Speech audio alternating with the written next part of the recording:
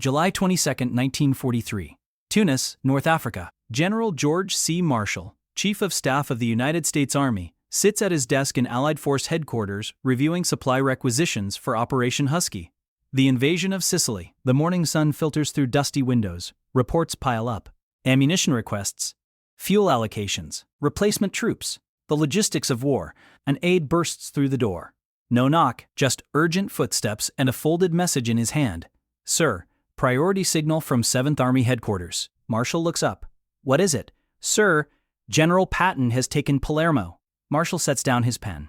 When? This morning, sir. 0600 hours. The city surrendered. Patton accepted the formal capitulation from the Italian garrison commander. Marshall stands, walks to the large operations map mounted on his wall.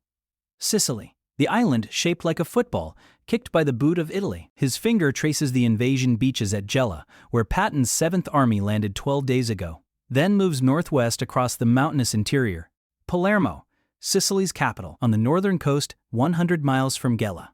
His eyes shift to the British 8th Army positions marked along the eastern coast. Montgomery's forces fighting toward Catania, still 60 miles south of where Patton now stands. Marshall does the math in his head. Patton covered 100 miles in 4 days, through mountains, against armed resistance, with half the supply priority Montgomery enjoyed, and Montgomery, who had the coastal highway, naval gunfire support, and first claim on everything from fuel to artillery shells, is still fighting his way up the east coast. General? Marshall's jaw tightens. Get me General Eisenhower, immediately. Sir, it's 0300 hours in Algiers. I don't care what time it is in Algiers. Patton just turned a flank protection mission into a land grab race. Get me Ike. Yes, sir. The aide hesitates. Sir, there's more. More? Patton entered the city in a full parade, flags flying. Honor guard. He's already met with the mayor and established a military government. The press corps is with him. Photographs are being transmitted now. Marshall closes his eyes. A parade. George Patton just captured Sicily's capital, ahead of the British, ahead of schedule, and ahead of orders, and threw himself a parade. If you're joining us for the first time, welcome to WW2 series. This is the story of the most controversial 36 hours in Allied command history. Make sure you're subscribed, hit that like button, and drop a comment telling us what World War II story you want to hear next. Now, let's get back to July 1943, when one general's ambition nearly broke the Allied coalition. Marshall stares at that map for another long moment. The operational plan for Sicily was clear. Montgomery's 8th Army would drive up the east coast toward Messina, the strategic prize, where German forces could evacuate to mainland Italy. Patton's 7th Army would protect Montgomery's left flank, secure the western half of the island, and support the British main effort. Supporting effort. That was the phrase used in the order. That was the promise made to General Alexander, the British officer commanding all ground forces in Sicily. That was the deal struck to keep Churchill and the British chiefs of staff happy, with an American general on their island. Patton was supposed to be the wingman. Not the lead, but Palermo isn't on the supporting axis. Palermo is 100 miles in the opposite direction from where Patton was supposed to be. Marshall picks up the casualty reports from Sicily. 7th Army, 2,100 casualties so far. 8th Army, 4,800. Patton moved fast enough to avoid heavy fighting. Montgomery hit prepared German defensive positions and paid the price. The aide returns. Sir, General Eisenhower on the secure line. Marshall lifts the receiver. Ike. Eisenhower's voice crackles through the static. He sounds tired. George, this is about Patton, isn't it? Ike, explain to me how the hell Patton is in Palermo when the operational plan had him protecting Monty's flank. There's a pause. Then Eisenhower speaks carefully. George, I authorized a limited advance toward Palermo to clear the western portion of the island. It was a legitimate military objective. Limited? He covered 100 miles. He beat Montgomery to the capital of Sicily. Do you understand what this looks like to the British? To Churchill? The objective was to clear western Sicily. Patton accomplished that. Palermo is a major port. We can bring in supplies now, relieve pressure on the southern beaches. Patton was supposed to be the supporting effort. Marshall's voice hardens. Montgomery's push to Messina was the main axis. That was the agreement, Ike. We promised Alexander we'd play second fiddle to keep this coalition together. And we have been, George.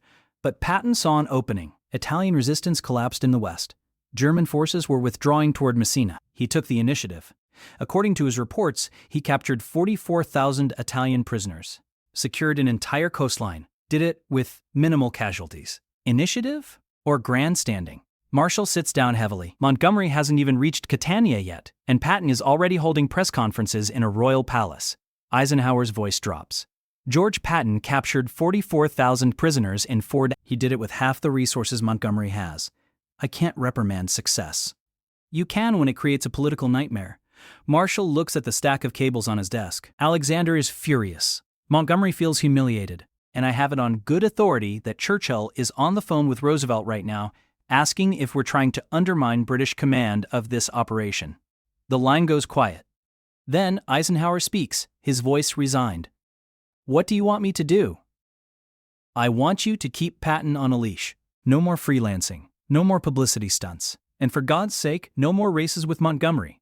We're supposed to be allies. Understood. Do you understand, Ike? Or are you just telling me what I want to hear? I understand, George. I'll handle it. Marshall hangs up. He knows Eisenhower will try. He also knows George S. Patton doesn't respond well to leashes. 3 time zones west, in Algiers, Eisenhower sits in the dark of his office. He rubs his eyes, checks his watch. 0315 hours. In a few hours, he has a meeting with Alexander to discuss the next phase of operations in Sicily. That meeting just became significantly more difficult. He picks up the phone again. Get me General Patton and Palermo. While Eisenhower waits for the connection, let's understand what just happened. According to military historian Carlo d'Este in Bitter Victory, Patton's drive to Palermo was not explicitly forbidden, but it wasn't exactly authorized either. Eisenhower had given Patton discretion to secure western Sicily. Patton interpreted that discretion generously. The numbers tell the story.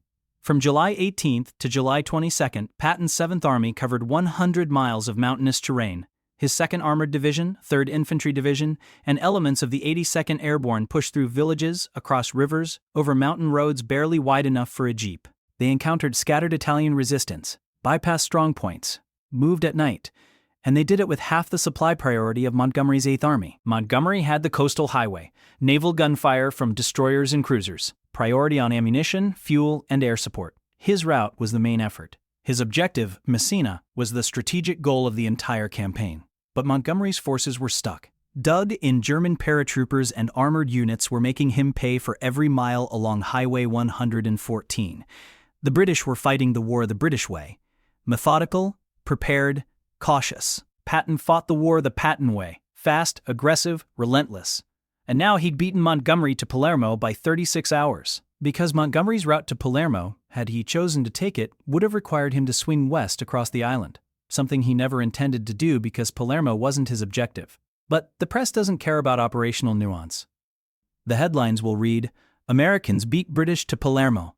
And in the middle of a coalition war, where British pride is still wounded from years of defeats and American inexperience is still being whispered about in London clubs, that headline is a grenade in a closed room. The phone rings in Palermo. Patton picks up. Patton here. George, it's Ike. Ike. Did you hear? We took Palermo. Beautiful city. You should see the palace. I'm setting up headquarters in George. Eisenhower's voice is flat. I just got off the phone with Marshall. Patton's tone shifts. I see. Do you? Because Marshall is getting calls from Churchill. Alexander is threatening to request your relief. And Montgomery is sending cables about Americans ignoring the chain of command. Ike, I followed my orders. You told me to secure western Sicily. That's what I did. I told you to clear western Sicily in support of Montgomery's advance, not race him to Palermo. I didn't race anyone.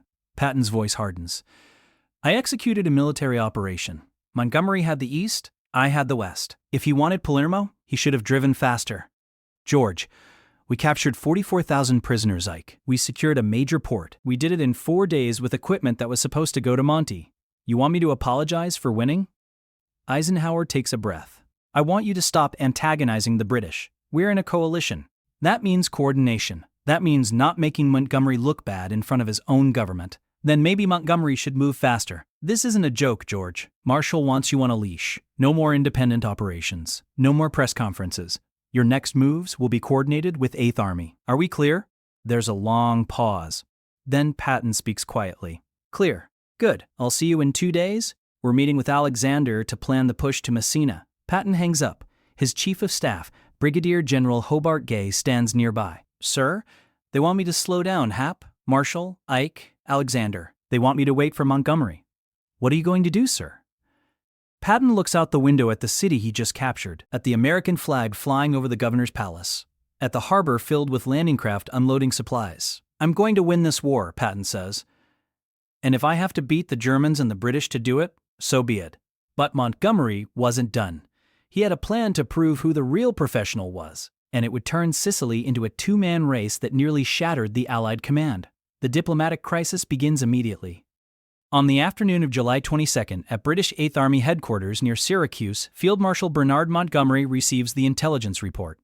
Patton has taken Palermo. The American 7th Army is now positioned on Sicily's northern coast, 100 miles west of Montgomery's front lines.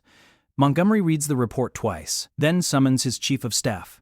"The Americans took Palermo." "Yes, sir. This morning." Montgomery's face reveals nothing, but his staff knows that look. It's the look that appears before a sharply worded cable gets sent to higher headquarters. "I've been requesting priority on supplies for 2 weeks, Montgomery says quietly. "Priority on air support, naval gunfire, fuel and ammunition. I was told the 8th Army is the main effort, that our drive to Messina is the strategic objective, that Patton's role is to protect our flank." "Yes, sir. And now I learn that while we've been fighting German paratroopers for every bloody mile of Highway 114, Patton has been conducting a victory parade in Palermo." He begins drafting a message to General Alexander. "I need clarification on command structure.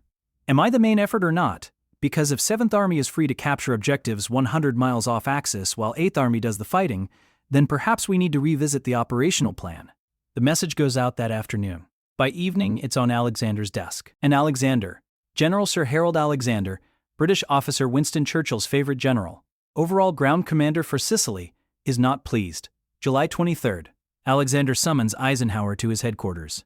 Eisenhower arrives to find Alexander standing at a map, hands clasped behind his back. "Ike." Alexander doesn't turn around. "I gave Patton a supporting role." Supporting. Do you know what supporting means in military terminology? Harold. It means he supports the main effort. It means he protects Montgomery's flank. It means he doesn't go gallivanting across the island capturing cities for personal glory while my 8th Army does the actual work of defeating the Germans. Eisenhower chooses his words carefully. George secured western Sicily. That was within the scope of his orders. Palermo is a legitimate military objective, a major port that will ease our logistics. Alexander finally turns. Patton's job was to protect Montgomery's left flank, not compete with him, not embarrass him, and certainly not beat him to objectives that were never part of the plan.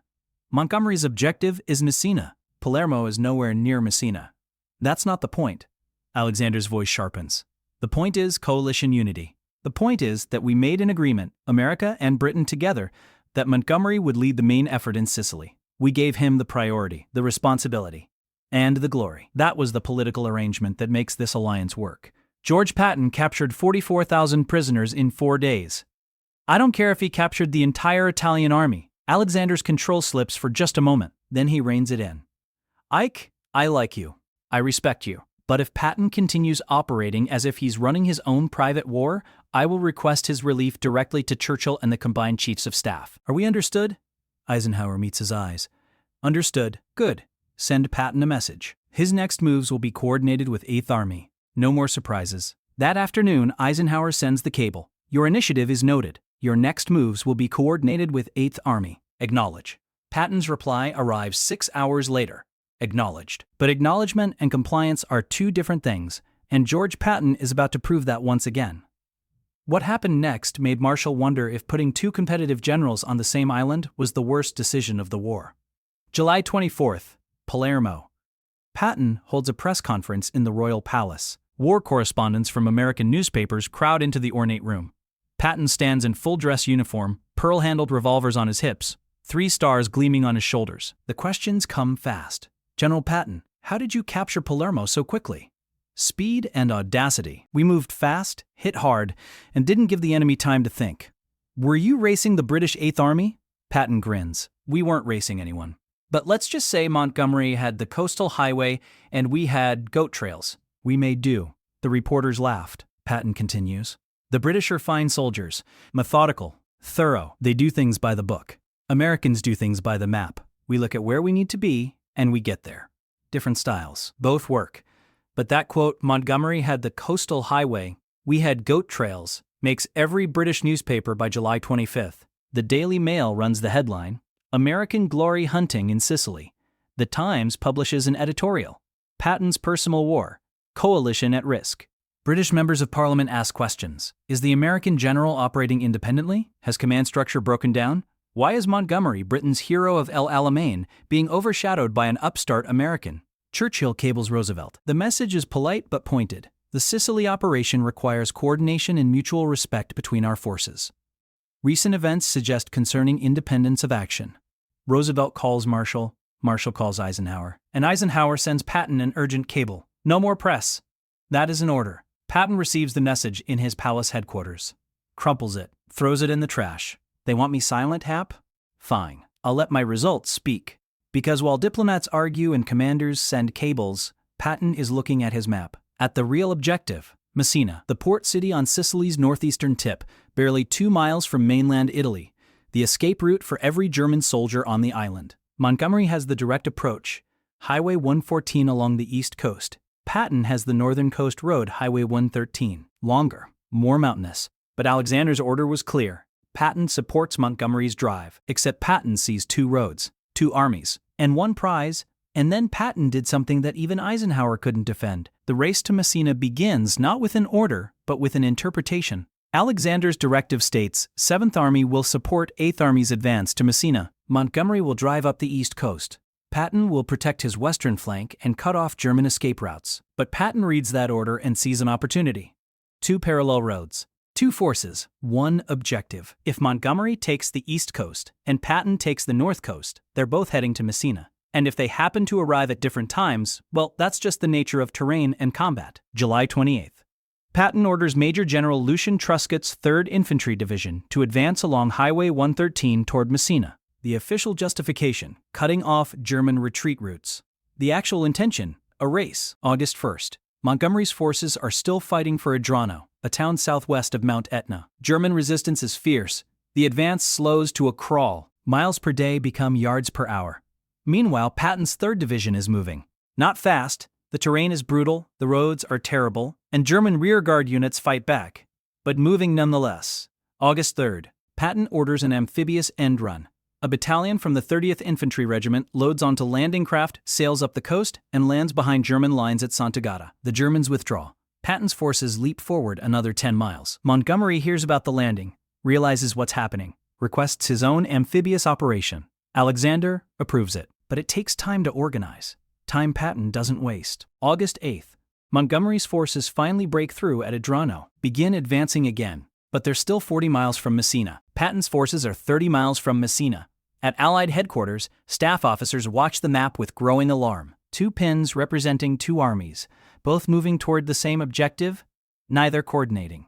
August 11th. Intelligence reports reach Marshall's desk in Washington. Summary. 7th and 8th Armies appear to be racing for Messina. No evidence of coordination between forces. Marshall sends a cable to Eisenhower. If Patton beats Montgomery to Messina after I specifically told you to keep him in check, you'll both answer to the combined chiefs. Eisenhower reads the cable. Picks up the secure phone. Get me Patton. August 15th, early morning. The call goes through. George, if you're thinking what I think you're thinking, coordinate with Montgomery. That's a direct order. Patton's reply is maddeningly vague. Communications with 8th Army have been difficult, Ike. Radio interference in the mountains. But I'm following my orders, supporting the drive to Messina. We're cutting off German escape routes, just like Alexander wanted. George, I have to go, Ike. We're launching another operation this morning. I'll send you a full report. The line goes dead. Eisenhower slams down the receiver. He knows exactly what Patton is doing. And he knows he can't stop him. Because technically, Patton is following orders. He's advancing toward Messina. He's engaging German forces. He's supporting the overall objective. He's just supporting it faster than Montgomery. August 15th, afternoon. At Alexander's headquarters, an aide approaches with the latest position reports. Sir, American units are within 5 miles of Messina. Alexander looks up from his papers. And the 8th Army? 8 miles, sir. Still fighting through German positions south of the city. Alexander closes his eyes. Good God. He's going to do it again. August 17th, 1,000 hours. Lieutenant Colonel Lyle Bernard of the U.S. 3rd Infantry Division's 2nd Battalion, 7th Infantry Regiment leads his reconnaissance patrol into Messina. The city is empty. German forces evacuated overnight. Italian civilians emerge from buildings, waving white flags. Bernard's radio man sends the message back to division headquarters. Messina occupied. No enemy contact. City secure. At 10:45 hours, General George S. Patton arrives. He drives through the streets in his command car, standing saluting the soldiers who beat him there. He reaches the Piazza del Duomo, Messina's central square, and steps out. He checks his watch, looks south, down the coastal road where Montgomery's forces are still advancing. "What time did we get here?" Patton asks Bernard. 1,000 hours, sir. Make sure that's in the official report. 1,000 hours, August 17th. First Allied forces in Messina. Patton finds a cafe with tables still set up in the square, orders his aide to brew coffee, real coffee from the supplies they brought. He sits down, lights a cigar, and waits. At 1600 hours, 6 hours later, the first British reconnaissance units arrive. Bren carriers, armored cars, infantry and trucks. They roll into the square and stop. The British officer in command climbs out, sees the American flag flying over the city hall, sees American soldiers occupying positions, sees Patton sitting at a cafe table, drinking espresso. At 17:15 hours, Field Marshal Bernard Montgomery arrives. His staff car pulls into the square. He steps out, uniform immaculate, beret perfectly positioned. He looks around at the American soldiers, at the American flags, at George Patton, who stands and walks over, grinning. "Congratulations, George," Montgomery says stiffly. "Quite the dash." Patton extends his hand. "Monty, good to see you. Care for a coffee? They make excellent espresso here. I've been enjoying it since this morning." Montgomery doesn't take the offered seat. "You were supposed to be on the supporting axis." "I was supporting. I supported you all the way to Messina. Just got here first." "This isn't a sport, Patton. This is combined operations. Coalition warfare requires coordination." Patton's grin fades slightly.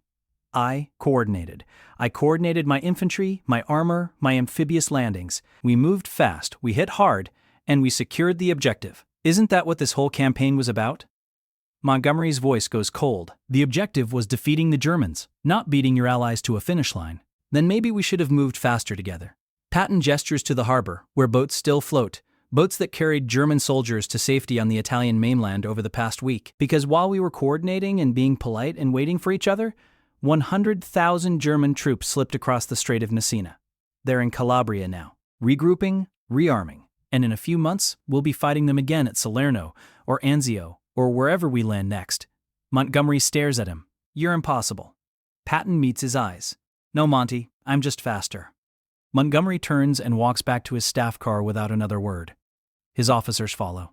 The British vehicles pull out of the square, heading to their designated assembly areas. Patton watches them go. His aide, Colonel Charles Codman, approaches cautiously. "Sir, do you think that was wise?" "Probably not," Patton admits. But it was true. 3 days later, August 20th, 1943, a conference call connects Washington, Algiers, and London. General George C. Marshall in Washington, General Dwight Eisenhower in Algiers, General Harold Alexander in Sicily. The topic, Assessment of Operation Husky, the Sicily Campaign. Alexander speaks first, his voice tight with controlled anger. "General Marshall, with respect, the command structure in Sicily broke down. General Patton operated independently, ignored coordination requirements, and turned a strategic operation into a personal competition." Marshall listens, then speaks carefully.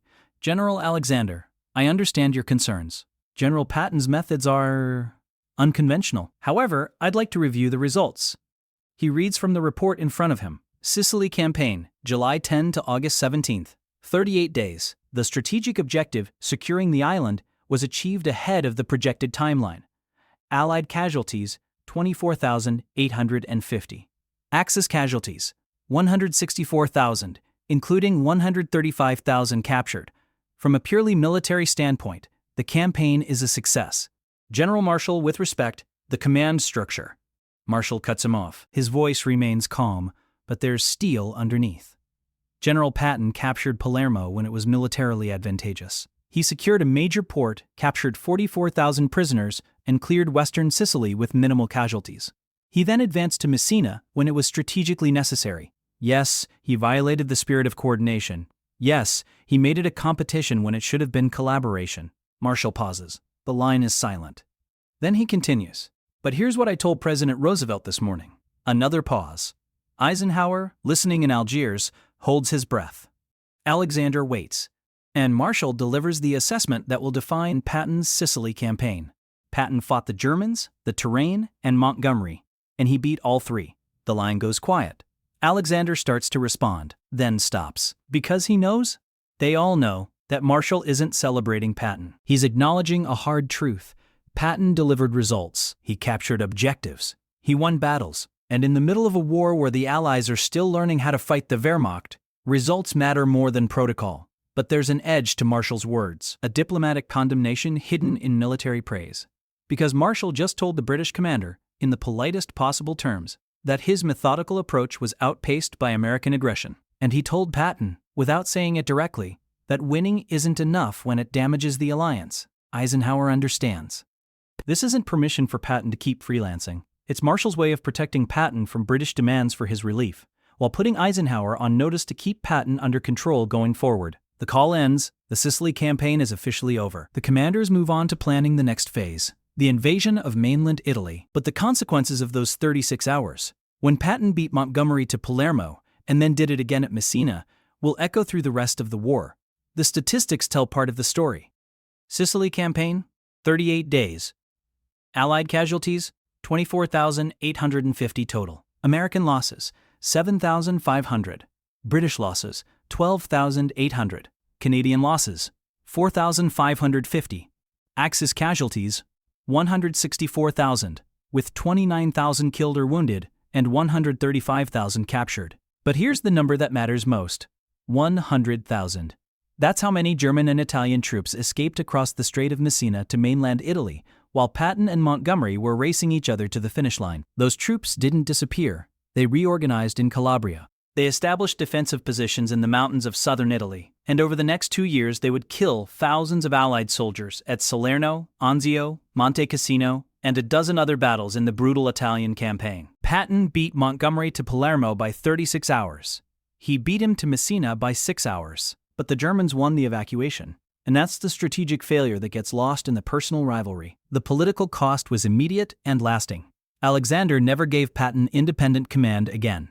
Every subsequent operation Patton conducted went through layers of approval and coordination requirements. The British demanded it. Eisenhower agreed. And Patton chafed under restrictions he'd created himself. Montgomery and Patton's rivalry intensified.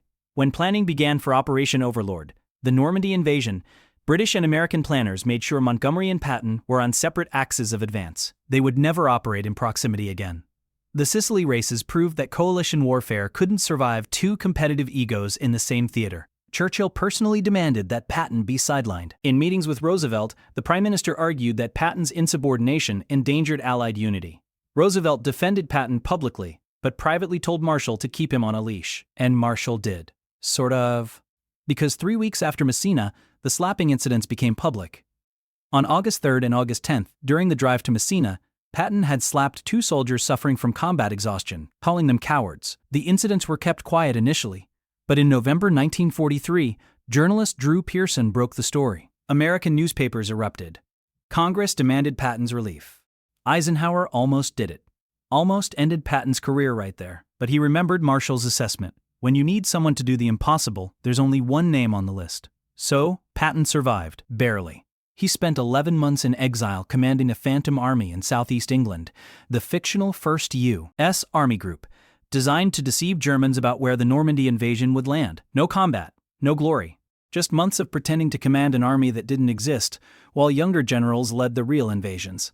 Sicily was Patton's last glory before his greatest disgrace. But it was also the operation that proved his value and his cost. Montgomery took credit for the Sicily victory in the British press. His methodical drive up the eastern coast was portrayed as the main effort, with American forces playing a supporting role. He got command of all ground forces for the initial phase of Normandy.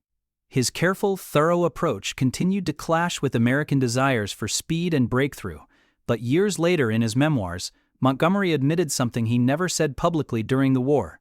Patton had a talent for exploitation I lacked. He understood the psychology of pursuit, that defeated enemies must be pressed relentlessly, given no time to recover. My approach was more methodical. Both had merit, but in Sicily, his approach won the race. Eisenhower learned the most important lesson. He learned that managing prima donna generals required more energy than fighting Germans. He learned that personal rivalries could undermine strategic objectives. And he learned that American and British military doctrines, speed versus preparation, exploitation versus consolidation, worked in theory but clashed in practice when placed in the same operational space. In Normandy, Ike kept Patton and Montgomery separated. Montgomery got the eastern flank, driving toward Caen. Patton, once he was finally released from exile to command Third Army, got the western flank, breaking out at Avranches and racing across France. They never operated side by side again. Eisenhower made sure of it. Marshall maintained public support for coalition unity. He defended Patton in meetings with British counterparts. He praised Montgomery's professionalism. He told both Roosevelt and Churchill that Allied success required respecting different military traditions. But privately, Marshall admitted to Secretary of War Henry Stimson, "Patton's problem is, he fights like we need him to, but acts like we can't afford him to.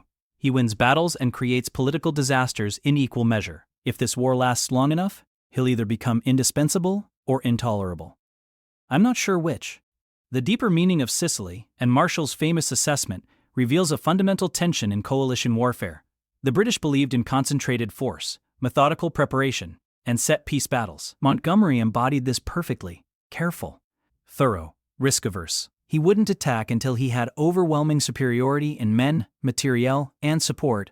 When he did attack, he won. But slowly. The Americans believed in speed, initiative, and exploitation. Patton embodied this perfectly: aggressive, opportunistic, risk-embracing. He would attack with whatever he had, wherever he found an opening.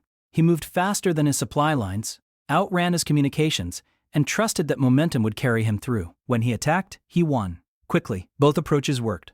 British methodical warfare won at El Alamein. American mobile warfare would win the race across France. Both had proven track records. Both had doctrinal foundations. But they couldn't coexist in the same commander's ego. And that's what Sicily exposed. Marshall's quote, "Patton fought the Germans, the terrain, and Montgomery, and he beat all three," wasn't celebrating Patton's achievement. It was mourning the loss of unified command. Because in that one sentence, Marshall acknowledged that the Allied coalition had a problem. Two armies, two doctrines, two generals who couldn't stop competing long enough to trap the enemy they were both supposed to be defeating. Patton won the race to Palermo, won the race to Messina, won the publicity battle, the morale victory, and the historical footnote. But the Germans won the evacuation, and that's what mattered strategically. While Patton and Montgomery measured who arrived first, German engineers ran ferry services across the Strait of Messina. Troops, vehicles, artillery, supplies, everything that could float made the crossing. And when Allied forces finally secured both sides of the strait, the Germans were gone. Those 100,000 escaped soldiers became the backbone of German defenses in Italy. They turned the Italian campaign into an 8-month nightmare of mountain warfare, river crossings, and fortified positions. Salerno, Anzio, Monte Cassino, the Gothic Line. Every one of those battles cost Allied lives. Every one of those casualties can be traced back, at least partially, to the German evacuation that succeeded while two Allied generals raced each other. Patton knew it.